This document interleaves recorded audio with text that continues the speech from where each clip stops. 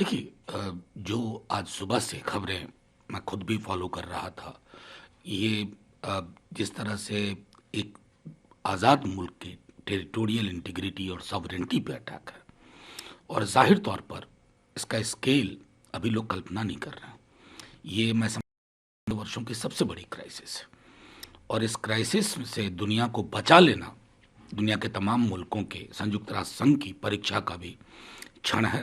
बस उम्मीद करते हैं कि लोग के जान माल सुरक्षित रहें, और हिंदुस्तान के बहुत सारे हमारे स्टूडेंट्स यूक्रेन में हैं, उनके लिए भी चिंता है, पूरे देश की चिंता है। उनको कैसे सुरक्षित घर लाया जाए, उनके वतन वापस लाया जाए, ये हमारी सरकार की प्राथमिकता होनी चाहिए। इस तरह से गिरफ्तार किया है, और जो मामला है उसको लेकर मनी लॉन्ड्रिंग का मामला दाऊद इब्राहिम से लेकर, देखिए मैं तो सीधे तौर पे एक बात इस सरकार की कार्यशैली को बीते वर्षों में देखते हुए ये बिल्कुल समझ गया हूँ कि इनके लिए विपक्ष को साधना सबसे बड़ी प्राथमिकता होती है। साक्ष्य हों ना हो, साक्ष्य मैन्युफैक्चर करना पड़े। तो महाराष्ट्र में तो इनको अभी तक वो दर्द है कि सरकार नहीं बना पाए। अब उस दर्द का प्रस्फुटन होता है, किस प्रकार आप आरोप लगाते हैं। यही मैं गारंटी के साथ कहता हूँ, नवाब मलिक साहब कह दें कि मैं भाजपा में शामिल हो रहा हूँ, सारे ये डॉक्यूमेंट गायब हो जाएंगे, सारे आरोप हवा में काफूर हो जाएंगे। ये इन एजेंसीज के साथ जो किया है न बीते वर्षों में, ये आने वाले दिनों के लिए भी अच्छा संकेत नहीं है, क्योंकि आप तो हमेशा सत्ता में होंगे नहीं। आज हैं कल नहीं रहेंगे, चलिए कल भी है परसों नहीं रहेंगे। फिर ये अगर यही पैटर्न हो गया तो ये मुश्किल होगी सबके लिए।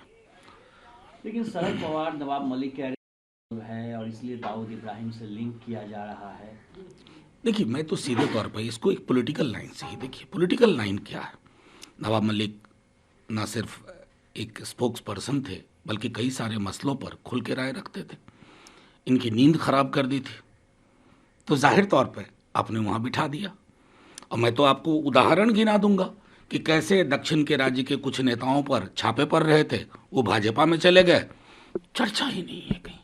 और सुना कि ईडी में जो साहब थे वो चुनाव भी लड़ रहे हैं अभी बीजेपी से, उत्तर प्रदेश से। तो देखिए इस समीकरण को समझना मुश्किल नहीं है, किंडरगार्टन का बच्चा भी समझता है। देखिए मैं सीधा, ये बहुत संश्लिष्ट सा विषय है। सबसे बड़ी बात है कि मैं कहता रहा हूँ आपके माध्यम से हमेशा, मैंने खुद अपने स्टूडेंट्स पढ़ाया हिजाब में, अभी भी पढ़ाता हूँ। सन 47 से लेकर के ये मुद्दे क्यों नहीं आज तक हमारे लोक जीवन को ध्वस्त करते थे, छत विच्छत करते थे? क्या बदल गया है मेरे देश में? अब अगला निशाना होगा कि टर्बन पर ही, आप टोपी पर, वैसे ही।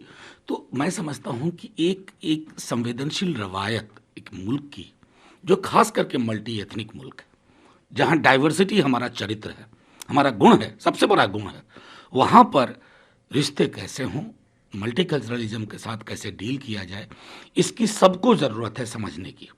चाहे जुडिशरी हो, एग्जीक्यूटिव हो, लेजिस्लेचर हो, आम नागरिक हो।